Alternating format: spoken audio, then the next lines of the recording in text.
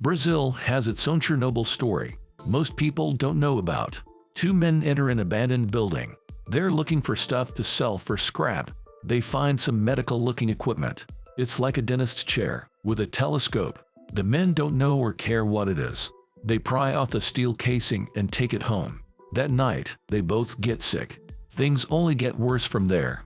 This sounds like a plot from a horror movie, but these events really took place in Goiânia, Brazil, in 1987. The men were Roberto dos Santos Alves and Wagner Mota Pereira.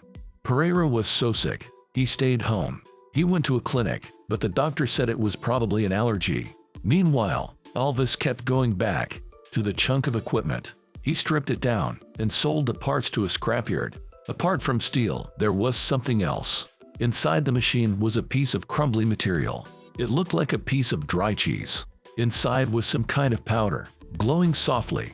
The scrapyard manager said the piece was worthless. He had no idea what it was, but the glow piqued his curiosity, so he took it home. The couple showed it to their friends and neighbors. One of them took a crystallized piece home in his pocket. He thought it would be a lovely thing to set into a ring for his wife. He showed it to his brother, who took some for himself. He gave it to her 6-year-old daughter to play with. Soon, the scrapyard manager and his wife were sick.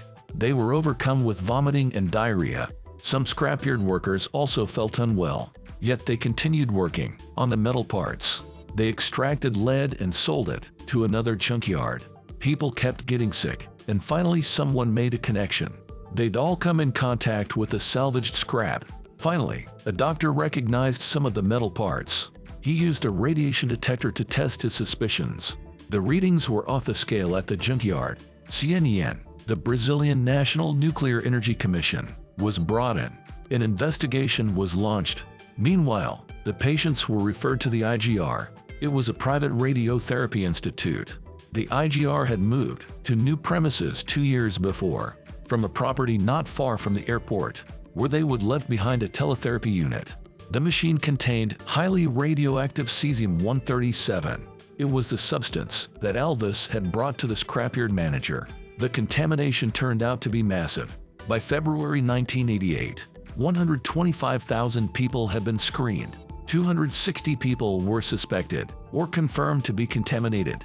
Some simply had contamination on their shoes or clothes. They were decontaminated and released.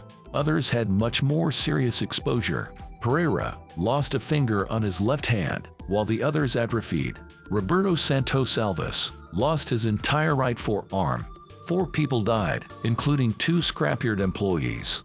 This 6-year-old girl died and was buried in a lead-lined coffin. It caused a massive protest march. People were afraid her body would contaminate the land. Her aunt died on the same day. All in all, contamination was found in 85 houses. 41 needed to be evacuated. Cesium-137 is no longer used in radiotherapy.